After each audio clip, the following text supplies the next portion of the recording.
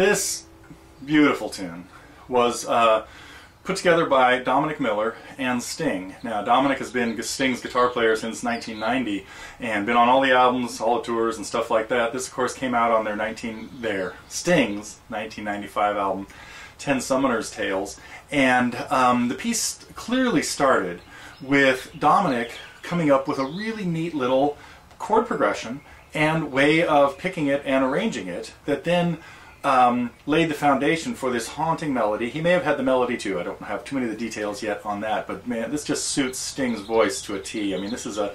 Oh, have I told you what song this is yet? You probably know. This is Shape of My Heart. And we are going to take a look at some different ways of playing it, but in particular, when Dominic wrote this and played it originally, he started, it went up higher. Oops. Now what that allowed for was one particular chord that is very difficult to do with the way he plays it now, down in a lower position, getting a little bit better tone out of the guitar. So I might address that. I'm not really sure, but you'll notice that nowadays when you hear this, you hear this. Let me try it again. And not this.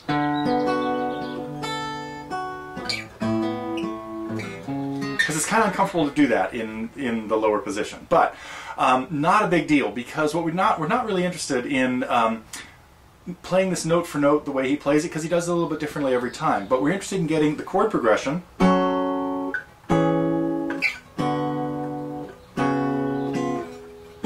which is a little different each time around.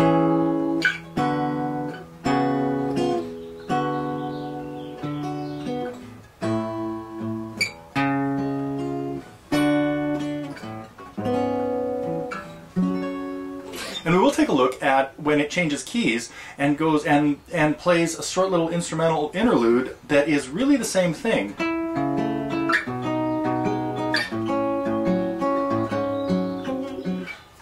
So anyway, we'll take a look at all that. We'll talk about the arrangement and work on the picking that happens in Shape of My Heart. First I want to talk just a little bit about the right hand, because it's not doing anything very complicated, but it requires good rhythmic control and coordination between what your thumb and your fingers are doing. The whole thing is basically played with your thumb playing a bass note and then your index finger and your middle finger playing two higher notes throughout. And for the first section we'll be looking at, we'll have it all on the 5th, 3rd, and 2nd strings. Later on we'll be playing notes on the 6th, 4th, and 3rd. But most of the melody notes you're going to start frequently with a melody note, and then you have your thumb come in and hit bass notes.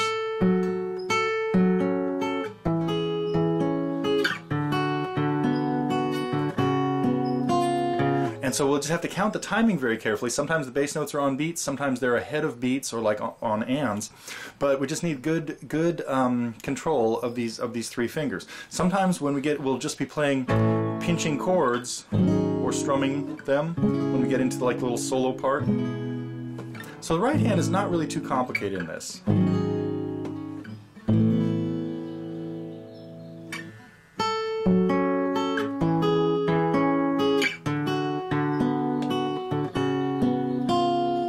That's what we're going to be looking at there. Now we'll take a longer look at the chords, but the right hand, just general good hand position, having three fingers ready to play, but we really don't need to use your ring finger at all. So that's what's happening with the right hand. What we have in this song is 3-string voicings of some fairly common chords, but they've just got a beautiful sound.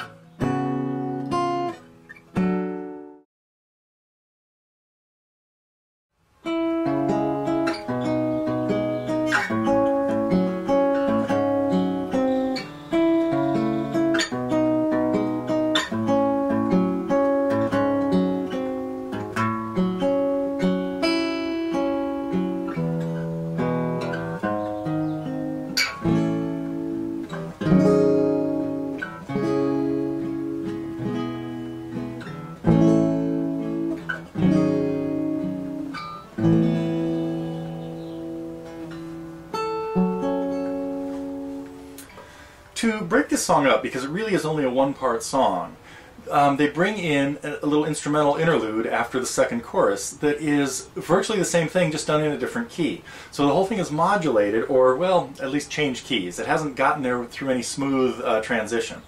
But it's really just the exact same thing as the same chord progression, but now a fourth lower. Instead of being in F sharp minor, it's in C sharp minor. And everything really just changes strings. Now that changes the fingering of the chords a little bit because of the way the guitar is tuned with our second and third string discrepancy of how they're inconsistent with the rest of them.